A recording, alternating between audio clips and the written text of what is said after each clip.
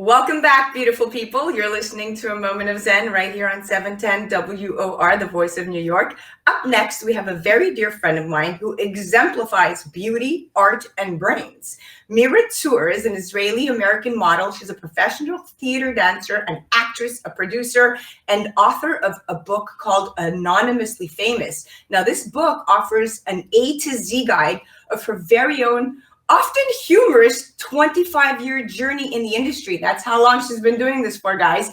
And she's going to be sharing many interviews with renowned peers and colleagues that demonstrate that modeling is a lifestyle that she says evolves with you over time. Now, her philanthropic work continues as a director of iPearls, which is an aid organization for victimized children with burn injuries, and she's all about beauty and skincare. Now, she plans on adding more Israeli-based projects to her production company, One Circle Productions, and work with these amazing directors and writers directly from Israel, her home route. Now, she is a true Gemini with a love for finding the balance. I know that this is her birthday month and she's looking more radiant than ever. I saw her just a few weeks ago at a political function and she was incredible. When you catch a gorgeous woman walk in the room, you definitely want to know more about her. And she's just that girl. You can go to her website and check her out at MIRATZUR.com. Now, let me spell this one for you guys because it does sound rather complicated,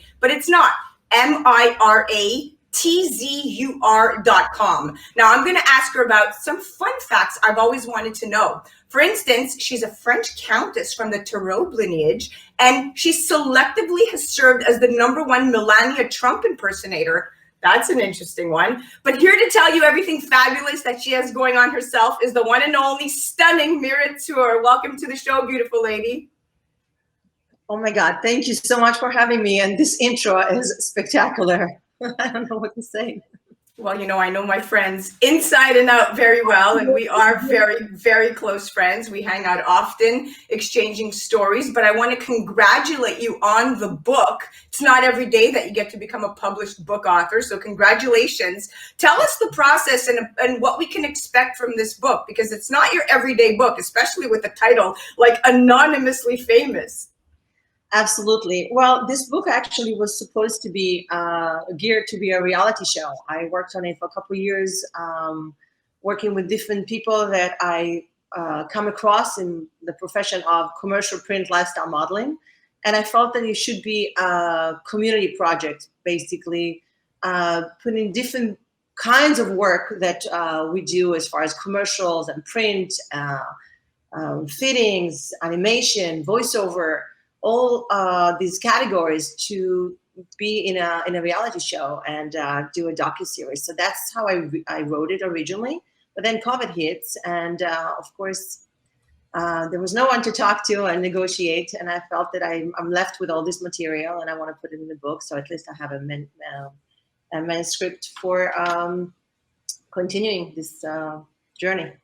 So this book is pretty incredible, guys. If you haven't purchased it or downloaded it, you should definitely check it out. It's called Anonymously Famous. It gives you some real insight, some humorous stories about how she has navigated the industry so flawlessly. And, you know, the interesting part is that as a fellow model, I can go on and on about the horror stories that people believe are true regarding sexual harassment, the Me Too movement, and the stigma of how predatory many men in our industry are. And I'm here to tell everybody that in many cases it is true. And you know, it is one of those industries that you got to be very careful and tread carefully. But you say that you've not been part of the casting couch culture. Why do you think this is so? It's true, Zen. I really did not have that interface with the, you know, what I hear so much about people that having bad experiences. I think it's because I got an agent pretty at young age, and I've always went through the front door. I never got a chance to see the back door, and I never felt that if I give something, I get something. So no, that casting couch, I didn't see it. Well, that's good. Thankfully, you have not seen it, but we are sensitive to the many women actors, models out there, both men and women, who have been part of the Me Too movement, who have, of no fault of their own, been at the wrong place at the wrong time, or been in a predicament they couldn't get out of.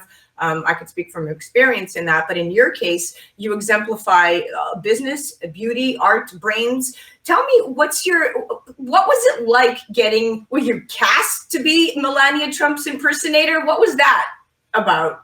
That's No, interesting. that was actually really a fluke, I would say, because I just before the election, photographer friend of mine, asked me to kind of just stand in, do a favor, and do a photo shoot with a friend of his, John Di Domenico from Vegas, which is a big impersonator and got lots of different characters. And I just stepped in for Melania's shoes, and we created a video, and it went viral. And then I had to get an agent and realized that I do look similar, and we have a little bit of a lot of different mutual crossover features, and it was just very interesting that it came very naturally, that part. And as an actress, I felt that there was just I can go along with it a little bit, but it went way. I would say that I did it for 3 years, on and off, and it was a great experience. But it was just a role that I played. Well, when she was FLOTUS, it was one thing. Now that she's not, it's a thing of the past, and we're focusing on your future. Now, you want to focus on Israeli-based projects with Israeli crews, writers, producers. You're Israeli yourself. You speak the language. You are a huge advocate of Israel across the board, especially in the arts. What is it that you're looking to do with your production company, and why this newfound passion to be almost behind the camera to produce, not just to act as well? Well, I would say that the last several years, I was doing a lot more producing than acting, and it just feels to me that I can't do one without the other. So when I'm done producing, I always wanted to jump in, and it was just a little too late or a little too. It was too much for me to produce and to act, and then vice versa. When I was just doing acting, I didn't feel fulfilled. It was small roles, recurring guests, just nothing that I felt that I can dive into deeper. I'm at the point that I would never take a project if I'm not acting, or I would never. I mean, probably would not want to go to a project that I'm not producing. So I definitely need to do both. Most of my work as a producer was theater, in the theater world. I come from major dance background. I danced in Batsheva and all kinds of different production in New York, Broadway, off Broadway. Did Monaco, Monte Carlo, lived there for a while. Traveled the stages of European stages. But as far as the producing, it was more one show after another. That's theater, and I want to dive deeper into the film industry because I put it on the back burner for myself. So as far as Israel, the content there and writers, directors are just having such original content that I can't, very different than the material you see here. And you can even see that Netflix and Hulu, Amazon, Apple, I mean, they have a lot of Israeli shows for such a small country. It's the percentage is major.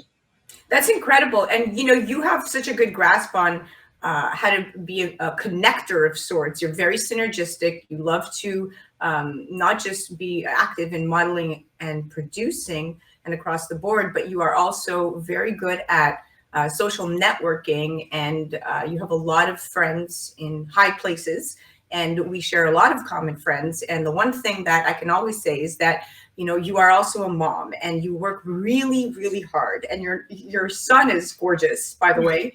He's beautiful, and he's 17 or 18 now. Congratulations. No, he's 22. He just graduated. 22. Oh my goodness. Why am I thinking? Actually, today is his first day. He just got a job on Wall Street, and today is his first day, and I'm super proud. What's his name? His name is Alon. Alon, Mazel Tov. Mazel Tov. Thank you. Well, the most important thing, Mira, is that I really, as a fellow mom, take my hat off to you, because you're all about balancing your work with your with your family life, and family is extremely important to you. I know you're back and forth here in Israel, between here and Israel, taking care of your dad, and you're all about your dad. So I kind of love that family is critical for you, because I think right, and I think that is what has kept you grounded all these years in a very harsh industry, in an industry that could be very predatory. You've managed to keep your head above water, keep your head up high. I always tell my daughter, chin up or the crown falls, when she has a down day, because I do believe that and I live by it. So thank you for being on the show. You guys have to check out Anonymously Famous. Mira, you are the best. Thank you so much, Zen, for everything. Truly. Absolutely. Check her out, MIRATZUR.com. You're listening to A Moment of Zen. I'm your host, Xensam. We'll be right back after this.